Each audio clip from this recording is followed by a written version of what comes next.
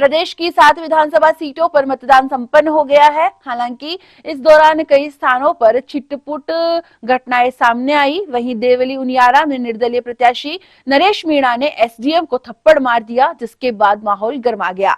वहीं दूसरी ओर बात करें झुंझुनू विधानसभा उपचुनावों की, तो यहां पर छिटपुट घटनाओं को छोड़कर मतदान शांतिपूर्ण संपन्न हुआ। मतदान संपन्न होने के साथ ही प्रत्याशियों के भाग्य का फैसला भी मतपेटियों में बंद हो गया है। यहां पर इस बार मुकाबला त्रिकोणीय होने के कारण स्थिति काफी रोचक रही। सुबह 7 बजे से मतदान शुरू हुआ, जो शाम 6 बजे पूरा हुआ। सुबह मतदान केंद्रों पर मतदाताओं की बूथों पर लंबी कतारें देखी गई। लोगों ने उत्साह के साथ मतदान में भाग लिया।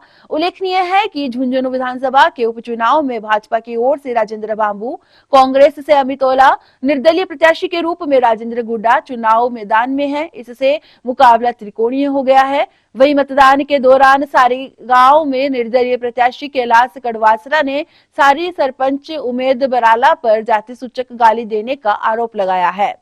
इस संबंध में उन्होंने सरपंच के खिलाफ रिपोर्ट दी है। वहीं कुलोद कला गांव में वोट डालने को लेकर विवाद हो गया। एजेंट आपस में उलझ गए। ग्रामीणों ने निर्दलीय प्रत्याशी राजेंद्र गुड्डा के एजेंट के साथ मारपीट का आरोप लगाया। इस बीच गुड्डा ने बूथ कैप्चरिंग का भी आरोप लगाया है। मतदान के दौरान भाजपा प्रत्याशी राजेंद्र बांबू ने बूथ पर मतदान करने के दौरान भारी मतों से जीत का दावा किया। वहीं कांग्रेस प्रत्याशी अमित ओला ने भी शहर में कार्यकर्ताओं के साथ बूथों पर जाकर स्थिति का जायजा लिया।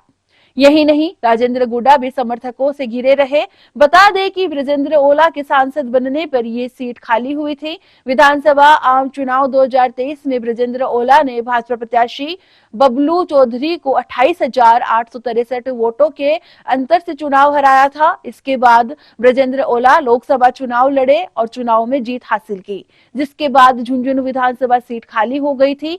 ऐसे में इस बार उपचुनाव में कांग्रेस ने यहां से ब्रजेंद्र ओला के पुत्र अमित ओला को प्रत्याशी बनाया है। वहीं भाजपा ने 2023 के विधानसभा चुनाव में बागी होकर चुनाव लड़े राजेंद्र बांबू को उम्मीदवार बनाया है। झुंझुनू विधानसभा सीट पर कुल 2,74,698 वोटर्स है।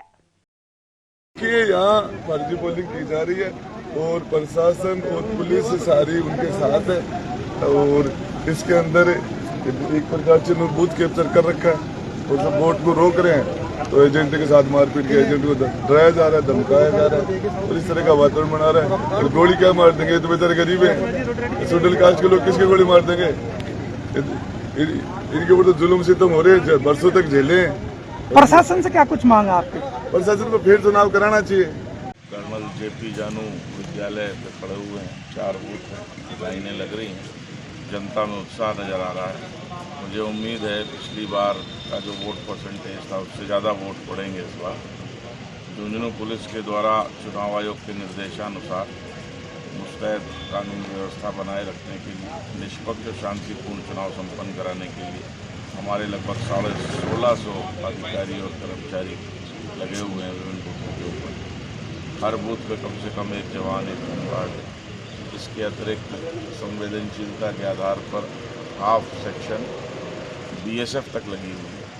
तो हम शांतिपूर्वक चुनाव संपन्न कराएंगे। जनता से अपील ज़्यादा से ज़्यादा संख्या में आए, मत का प्रयोग करें। झुंझुनू विधानसभा उपचुनाव में कुल 263 बूथ हैं, 2,74,698 मतदाता है।